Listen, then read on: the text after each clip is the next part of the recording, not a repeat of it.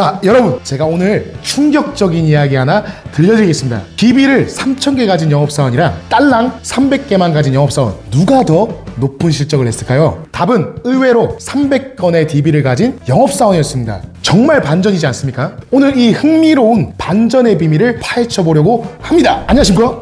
영업왕 양사부입니다. 오늘은 제가 10년간 현장에서 직접 체득한 실전 영업 비법을 여러분과 공유하려고 합니다. 평소 구독자분들이 가장 많이 요청하셨던 내용이라 정말 심혈을 기울여서 준비했습니다. 자, 영업 참 매력적인 직업이죠. 하지만 그만큼 스트레스도 큽니다. 오늘은 그 스트레스를 확 줄여줄 실전 노하우를 알려드리겠습니다. DB가 너무 부족해서 실적이 안 나와요. 제가 영업사원들에게 정말 듣기 싫어하는 불평 중 하나입니다. 여러분, 진짜 문제가 DB 부족일까요? 제가 경험한 흥미로운 사례 하나를 들려드리겠습니다. 영업을 한 지 2주 차에 신입이었기 때문에 DB 할당량의 50%만 배정해 주었습니다. 그런데 놀랍게도 그 친구는 3개월 만에 저희 팀에 탑3에 들어갔습니다. 어떻게 이런 일이 생겼을까요? 그 비밀을 알려드리기 전에 반대 사례도 하나 들려드리겠습니다. 제가 아는 분 중에는 업계 최고의 DB를 보유하신 분이 계십니다. 무려 3,000건이 넘는 DB를 보유하고 계신 분입니다. 정말 부럽지 않나요? 문의가 그렇게 많다는 거는 그만큼 실적도 올릴 수 있다는 얘기이기 때문이죠. 하지만 그분의 월 실적은 항상 팀 평균에 머무르는 정도였습니다. DB가 남들보다 월등하게 많으면 당연히 실적도 따라올 것이라고 생각되지만 현실은 그렇지 않았습니다. 이 사람만 보더라도 DB의 양은 영업 실적에 영향을 주지 않는다는 것을 알 수 있었습니다. 이 사례는 3,000건이 되는 수많은 DB를 제대로 활용하지 못했다는 것을 반증합니다.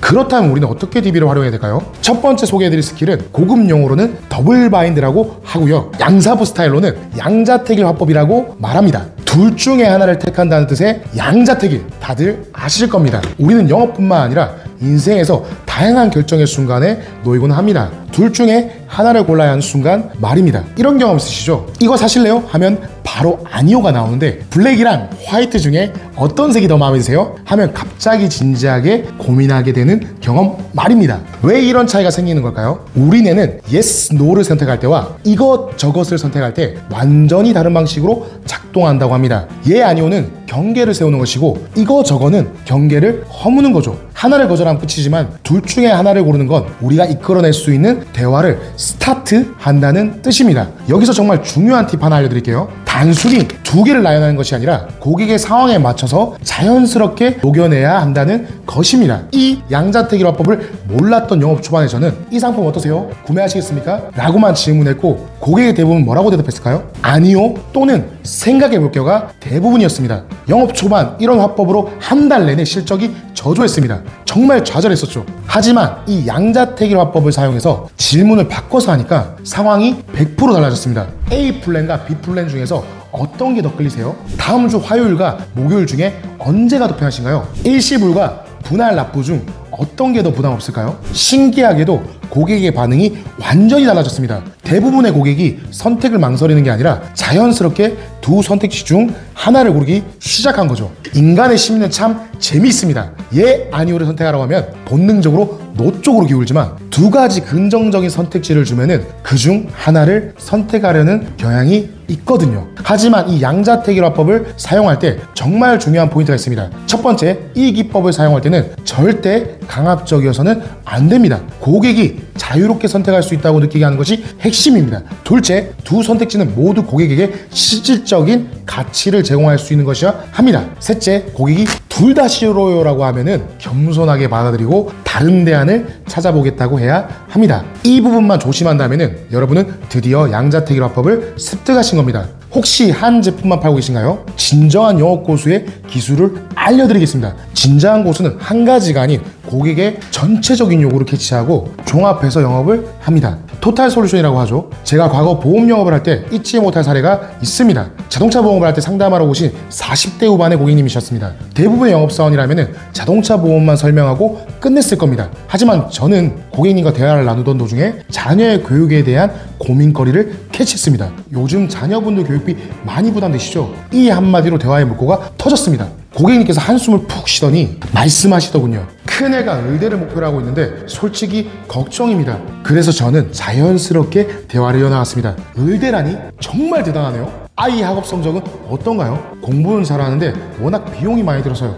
그 순간 저는 직감했습니다. 자동차 보험을 넘어서 이 고객님께서 정말 필요한 게 무엇인지 신뢰가 되지 않는다면 자녀 교육 자금 플랜에 대해 제가 조언해도 될까요? 이렇게 말을 건네자 고객님은 흔쾌히 귀를 기울여 주셨고 결국 자동차 보험과 함께 자녀 교육 보험까지 상담이 이어졌습니다. 이게 바로 진정한 경청의 힘이자 대화의 힘입니다. 자, 고객님은 정말 원하는 것을 숨기고 있기 마련입니다. 고객님이 말하지 않았던 포인트를 발견하고 거기에 맞는 해결책을 제시하는 것이 포인트입니다. 하지만 여기서 정말 중요한 팁이 있습니다. 당장의 매출이나 실적에 쫓겨서는 안 됩니다. 진심으로 고객 입장에서 생각을 하고 정말 도움이 될 만한 제안을 해야 합니다. 그리고 가장 중요한 한 가지 주의점, 이런 대화는 반드시 자연스러워야 합니다. 마치 대본을 읽어나가듯이 하는 것은 금물입니다. 고객님의 이야기에 귀를 기울이다 보면 자연스럽게 기회가 찾아오기 때문이죠.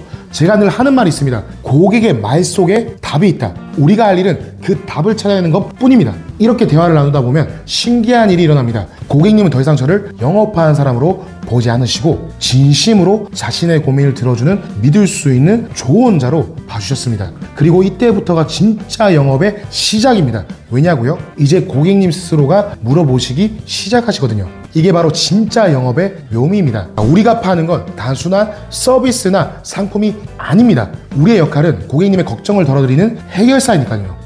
자, 사람들이 너 그렇게 영업 잘하면은 너 혼자 잘 벌면 되지 왜 굳이 영상 찍어서 올리냐 라는 말씀을 하시는데요. 제가 영상을 찍어 올리는 이유에 대해서 한번 말씀드리겠습니다. 저는 진짜 아무것도 아닙니다. 얼굴도 보시면 아시겠지만은 잘생기지 않았고요, 뚱뚱하고요, 지인, 혈연, 학연 그 어떤 도움 없이 세상에 주눅들지 않고 현 상황에 투쟁하며 살았습니다. 그러다 영업이란 직업을 만나게 되고 누군가의 도움이 아닌 내 노력으로 내가 노력하면 인생을 바꿀 수 있다는 확신을 가지게 되었습니다. 저는 영업을 하면서 하루 루틴을 처음 세워보았고요. 다이어리를 통해서 스케줄을 관리하게 되었고요. 매일 매주 매년 목표를 가지고 지키기 위하여 인생을 갈아 넣어봤습니다. 목표를 세우고 이루는데 실패하더라도 포기하지 않고 앞으로 밀고 나아가는 그런 끈기를 배웠고요. 그 결과가 제가 타는 차, 제가 사는 집, 제가 만나는 사람 그 모든 것을 바꾸게 해주었습니다. 그래서 저는 영업이란 이 직업을 좋아하지 않습니다. 아니, 저는 이 직업을 사랑합니다. 아무것도 아닌 사람을 누구나 자신의 노력으로 인생을 바꿀 수 있는 직업은 영업이라고 확신합니다.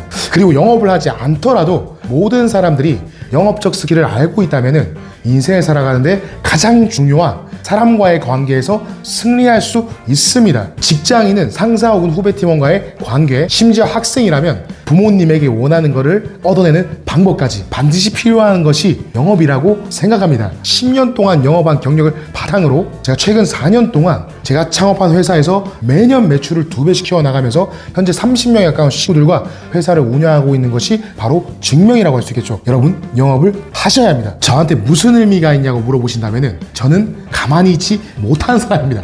왜냐면 회사를 2배씩 성장했다는 말은 분명히 저는 ADHD 환자란 말입니다. 그래서 여러분들께 이런 영상을 정보를 전달해주고 여러분들이 도움이 된다면 그것만으로도 저에게 크나큰 도파민입니다, 여러분들. 자, 지금까지 제가 10년간 현장에서 배운 실전 영업 비법들을 공유해드렸습니다. 이런 기법들도 중요하지만 가장 중요한 건 진정성입니다. 고객을 진심으로 이해하고 돕고자 하는 마음이 없다면 어떤 기술도 소용없습니다.